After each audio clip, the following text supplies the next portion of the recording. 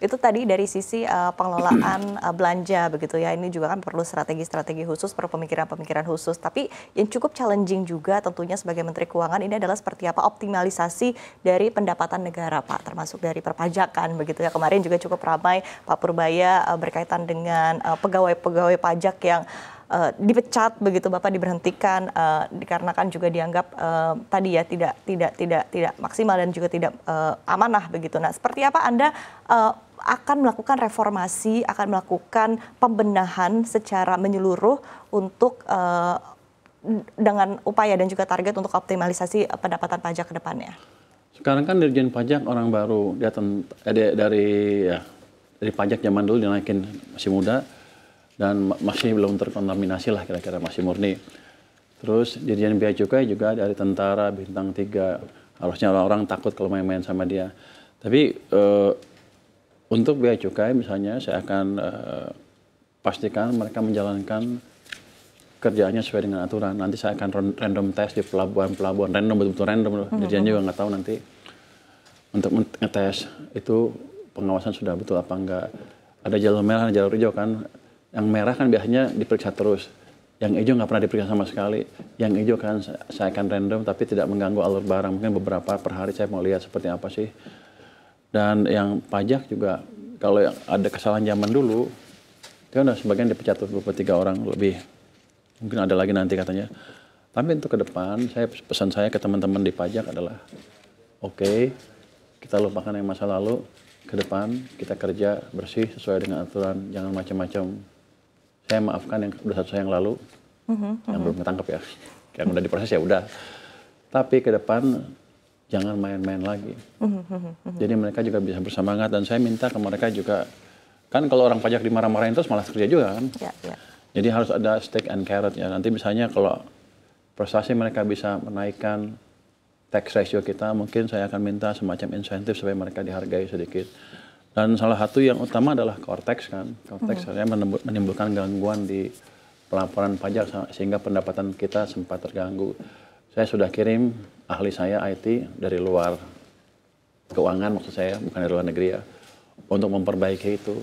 Dia bilang sih 1 bulan ini sudah selesai, jadi 2 minggu lagi sudah selesai mestinya. Oke, update-nya permasalahan di Cortex apa begitu dari ahli yang Pak Purbaya tugaskan?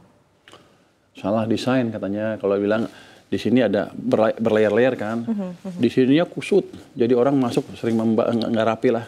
Di sini ada bagus, jadi dia akan perbaiki yang di lapisan terdepan sehingga lancar ke sininya. Nanti di sini dijaga lagi. Jadi dia bilang desainnya kurang bagus, walaupun yang ngerjain orang luar negeri. Ternyata orang luar negeri nggak lebih pintar dari orang kita juga. Tagline Pak Purbaya begitu ya. Baik, Pak Purbaya, nah, kita mesti percaya tapi berarti targetnya bulan depan sudah akan Cortex maksimal begitu? Sudah akan lancar bulan depan. Nanti saya akan lihat lagi, tapi harusnya bulan depan 2 minggu lagi katanya sudah lancar. Dia sudah mulai obrak-abrik sistemnya, walaupun kalau untuk masuk ke dalam banget itu masih belum bisa karena masih dipegang Korea, baru dikasih bulan Desember katanya source code-nya. Tapi saya pikir kalau depannya udah rapi, begitu belakangnya dikasih ya selesai. Jadi ke depan, tahun depan harusnya nggak ada gangguan lagi untuk Cortex dan mungkin tahun ini juga udah mulai lancar harusnya. Baik. Jadi orang kita nggak lebih bodoh dibanding orang asing. Baik.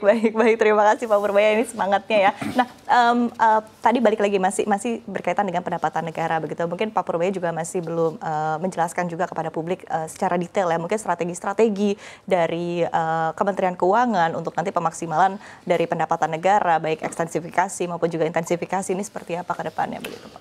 Oh, saya nggak akan intensifikasi maupun ekstensifikasi, santai aja dulu.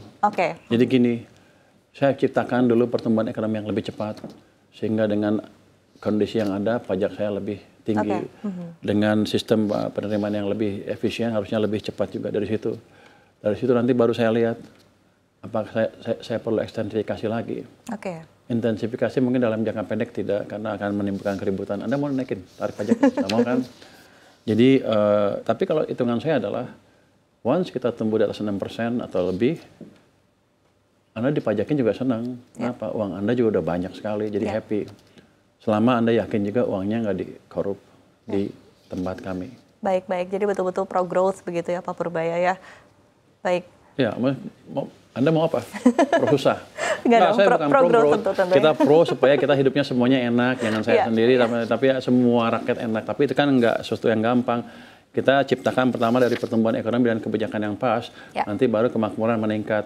Nanti saya coba sisir ke daerah, kebijakan daerah juga pelan-pelan ya. Bagaimana supaya kebijakan Pemda juga optimal dampaknya ke masyarakat di daerah. Baik.